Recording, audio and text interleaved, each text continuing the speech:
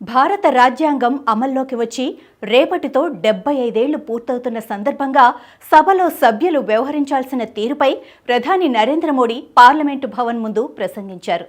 ఈ సందర్భంగా విపక్షాలపై ఆయన విమర్శలు చేశారు.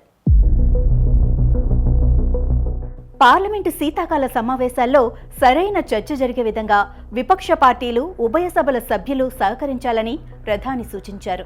విపక్ష పార్టీలు ప్రజల ఆకాంక్షకు అనుగుణంగా నడుచుకోవటం లేదని, అందుకే పదే పదే తిరస్కరించబడుతున్నారని విమర్శించారు.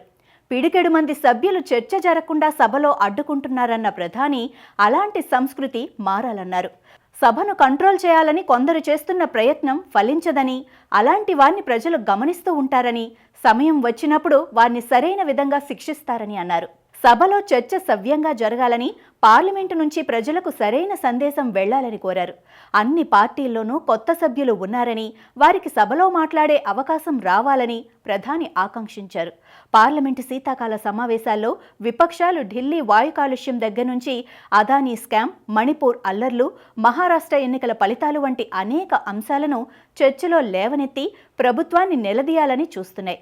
అందులో భాగంగానే సభలో ఢిల్లీ వాయు కాలుష్యంపై చర్చకు అనుమతి ఇవ్వాలని కాంగ్రెస్ సభ్యులు నోటీసులు కూడా ఇచ్చారు. ఈ నేపథ్యంలోనే మోడీ సమావేశాల్లో గందరగోళం చేయవద్దంటూ ముందస్తుగా తన ప్రసంగంలో సభ్యులను కోరినట్టుగా తెలుస్తోంది.